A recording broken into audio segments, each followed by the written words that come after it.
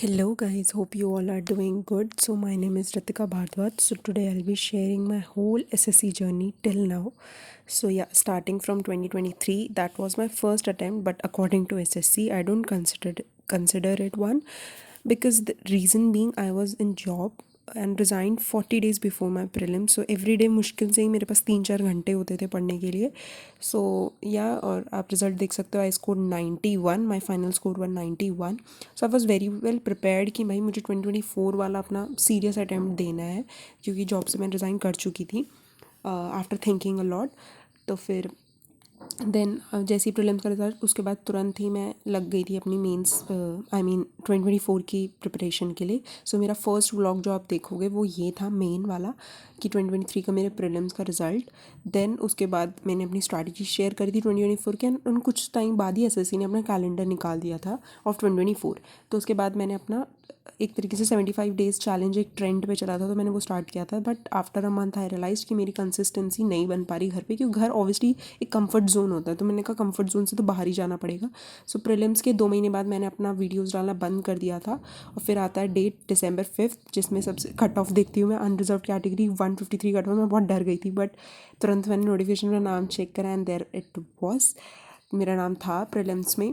Then छोटा सा एक सेलिब्रेशन किया घर में. देन आफ्टर दैट उसके अगले दिन से ही आई वाज लाइक भाई अगर प्रीलिम्स देने का मौका मिला है तो मेंस तो फोड़ना है भाई.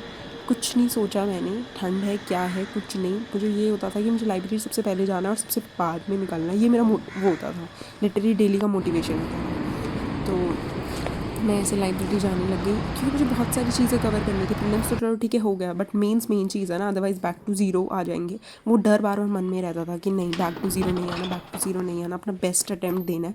लास्ट में रिग्रेट गिल्ट ना हो कि भाई हाँ पढ़ा नहीं मैंने, मुझे टाइम था मेरे पास, क्योंकि इनफ टाइम था. पता भी चल गया कि जान में होने वाला एग्ज़ाम. कुछ टाइम का डाइसी था, बट या उसके बाद फिर सारी चीज़ें, फिर मैं अपनी लग गई मेंस की प्रिपरेशन. सो या हम सबको पता है कल ही मेंस का रिज़ल्ट आया है. एंड सबसे पहले तो मैंने रैंक गुरुजी करके एक ऐप है उसमें चेक करा, तो मेरा 308 था. तो मैं थोड़ा सा रिलीव्ड हुई कि ठीक है शायद कुछ मिल जाए. मुझे इतना आइडिया नहीं है, बट मुझे लगा शायद 300 से ऊपर मिल जाता है अनरिजर्व कैटेगरी को. मुझे लगा शायद मुझे कुछ तो मिल जाएगा, कोई तो पोस्ट मिल जाएगी, अदरवाइज़ उसके बाद आगे प्रिपेयर करेंगे. बट नहीं, उसके बाद मैंने ये चेक करा रैंक मित्रा में, उसमें मुझे पता चला मेरे कंप्यूटर एडेड मार्क्स थे वो. फिर या गाइस आप देख सकते हो 276 मेरा स्कोर है. ऑब्वियसली मुझे कुछ नहीं मिलने वाला. सो कल का दिन तो बहुत ज़्यादा हैवी था. मैंने अपना लिटरली रिज़ल्ट देखने के बाद किसी से कुछ बात भी नहीं करी. मैंने अपना फ़ोन साइड रख दिया और मैं खुद ही एक अलग जोन, इंट्रोस्पेक्शन जोन में चली गई कि भाई क्या गलती हो गई मेरे से, मैंने क्या गलत कर दी चीज़ें, क्यों मेरा रिजल्ट नहीं आया, मैंने तो इतनी मेहनत करी. मतलब हमेशा ऑब्वियसली हम एट लास्ट क्या करते हैं, भाई मैंने तो इतना पढ़ा, मैंने तो इतना पढ़ा. बट समहाउ कहीं पे कोई और बंदा और थोड़ा ज़्यादा पढ़ रहा होगा तो ऑब्वियसली उसको चांस मिलेगा ना.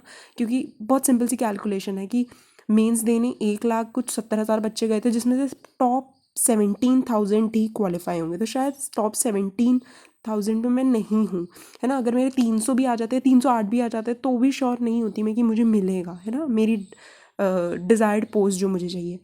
तो ठीक है, कल तो बहुत ज़्यादा मेरा हेवी था. आप लोगों के लिए भी बहुत लोग होंगे मेरे जैसे जिनको थोड़ा सा ऐसा फील हो रहा होगा, जिनके कम मार्क्स हैं इतनी मेहनत के बाद भी. ठीक है कोई बात नहीं, फील दैट इमोशन. मतलब उस चीज़ से ना एस्केप मत करो. क्योंकि मैं बहुत ऐसे कर रही थी यार, नहीं मैं क्या करूँ, मैं नेटफ्लिक्स देख लूँ शायद मेरा मूड ठीक हो जाए, ये हो जाएगा. नहीं, बट लिटरली कल मैंने बहुत सारे इमोशंस फील करे. मतलब डीप डाउन बहुत रोई, बहुत रोई. ऑब्वियसली यार क्यों नहीं रोना आएगा इतनी मेहनत करने के बाद भी. ठीक है कोई बात नहीं, एक्सेप्ट इट. बट एक बार एक्सेप्ट कर लो इस चीज़ को. एक बार जब आपने एक्सेप्ट कर लिया ना अंदर से, ठीक है मेरा रिजल्ट ये है, उसके बाद अगर आपने एक बार दोबारा रीस्टार्ट कर लिया कि 2025 ज़्यादा दूर भी है नहीं, 4 महीने में नोटिफिकेशन आ जाएगा और पेपर भी हो जाएगा जून में. तो ज़्यादा टाइम है नहीं. बस अपने आपने मेंस दिया है तो आपको पता है आपके कुछ कुछ गैप्स जो हैं आपको फिल करने हैं. जैसे मुझे पता है कि मेरा कैलकुलेशन बहुत वीक है. मुझे पेपर मैथ्स का आता था, बट मेरी कैलकुलेशन देख के ना, मैं नंबर्स के साथ जैसे कहते हैं ना लोग प्ले कर लेते हैं, मुझे वो करना नहीं आता. मैथ्स देख के ना थोड़ा मेरा मतलब जैसे होता है हाथ काँप जाते हैं मुझे, ऐसा शेट कैलकुलेशन आ गई, अब यहाँ गलती होगी.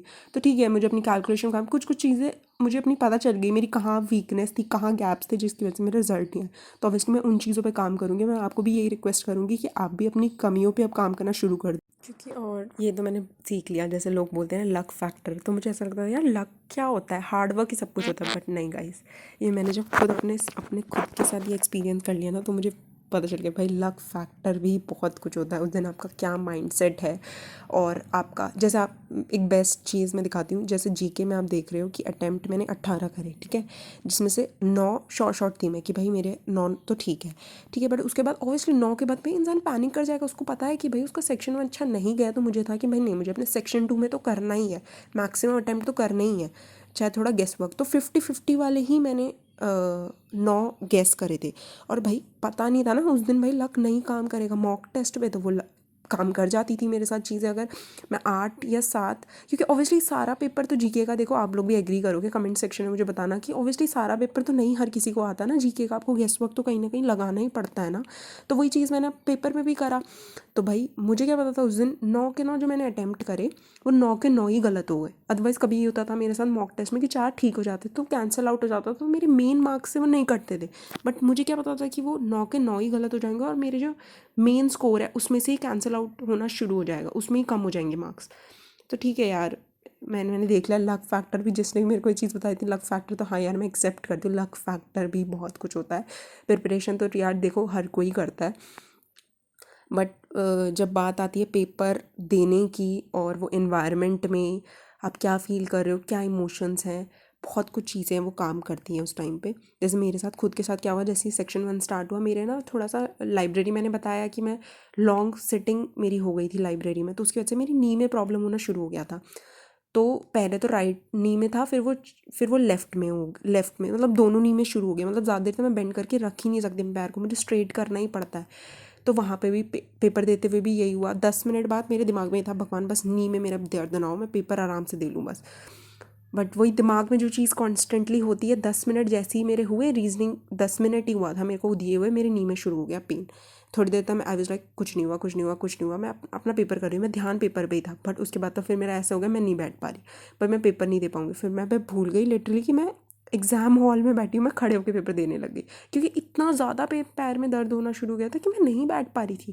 फिर मैं खड़ी होकर, फिर एक इन्विजिलेटर ने आके, मुझे एक मैम थी, मैम ने बहुत प्यार से बोला बेटा ऐसे नहीं देना पेपर, आप बैठ जाओ, आप थोड़ा बैठ जाओ या पीछे हो जाओ, खड़े होकर मत दो क्योंकि थोड़ा सा डेकोरम। तो आई वाज लाइक चलो ठीक है, वो भी सही कह रही है। तो मैं थोड़ा पीछे हो गई, तो थोड़ा रिलैक्स मोड ठीक है। बट वही है कि अब एट द एंड जब रिज़ल्ट आता है तो सारी चीज़ें कहीं ना कहीं वो थोड़ा एक्सक्यूज़ सी लगती है ना। बट आप लोगों को ये अपने आप में बिलीव होना चाहिए कि यार बहुत मेहनत करी है हमने। मुझे खुद से फ़ील होता है मैंने बहुत मेहनत करी है इस एग्ज़ाम के लिए। आपको भी कहीं ना कहीं अगर ये फ़ील होता है तो आई गेस हमको एक्सेप्ट करना चाहिए अपना रिज़ल्ट, और कुछ टाइम बाद 2025 की प्रिपरेशन स्टार्ट कर देनी चाहिए। बट टेक योर टाइम, मैं भी थोड़ा सा भी टाइम लूँगी, मैं एकदम से तो प्रिपरेशन ऑब्वियसली नहीं स्टार्ट कर पाऊँगी, थोड़ा सा टाइम लूँगी। उसके बाद अगर मैं डिसाइड कर लेती हूँ कि मुझे 2025 देना है, तो फिर मैं आपके साथ भी अपनी स्ट्रैटेजी शेयर करूँगी। 2025 की एक वीडियो आएगी जल्दी ही। बट ठीक है, उसके लिए उससे पहले मुझे थोड़ा सा टाइम चाहिए चीज़ों के लिए। और या guys that's all for the video. बाकी आप सब लोग भी शेयर करना अपने मार्क्स कितने आए। और हाँ, और मेन चीज़ कंप्यूटर का जैसे डर लग रहा था ना, तो मैं तो 18 के बाद से मैं कंप्यूटर पढ़ने लग गई थी। बट लकीली ठीक है, कंप्यूटर और टाइपिंग तो मेरी सही गई। So thank you for watching this video, do let me know your marks in the comment section. Okay bye.